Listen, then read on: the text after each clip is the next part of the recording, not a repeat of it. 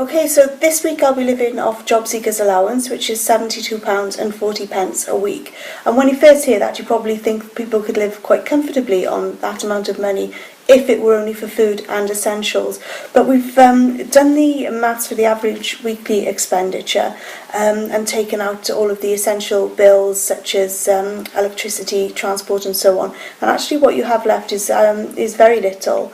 We've calculated that the average expenditure would be a ticket on the bus from my home to Llanelli to visit the job centre, £4.90, and then another ticket to Carmarthen to do some shopping, that's another £4.90, taking just transport costs during the course of the week up to £9.80.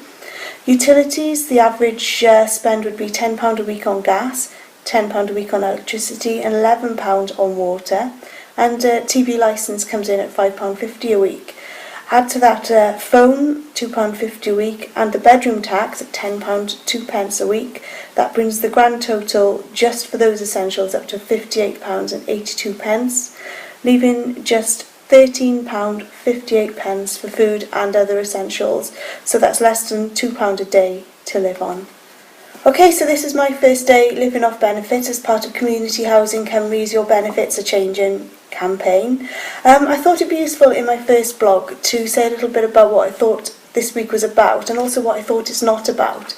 And what this week isn't about is really experiencing that kind of deep grinding poverty that people who live on benefits in the longer term experience, because I don't think you can do that in a week.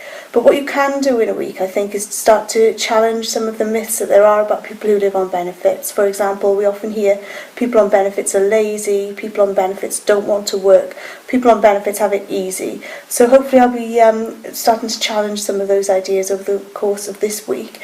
But the other purpose of the week really is to highlight the fact that benefits are changing, and there are still people who will be affected by benefits changes who aren't aware of this. So hopefully this is a chance to raise some awareness as well, but also help people learn more really about the services, support and advice that Community Housing Cymru can offer in terms of managing money and preparing for changes to benefits.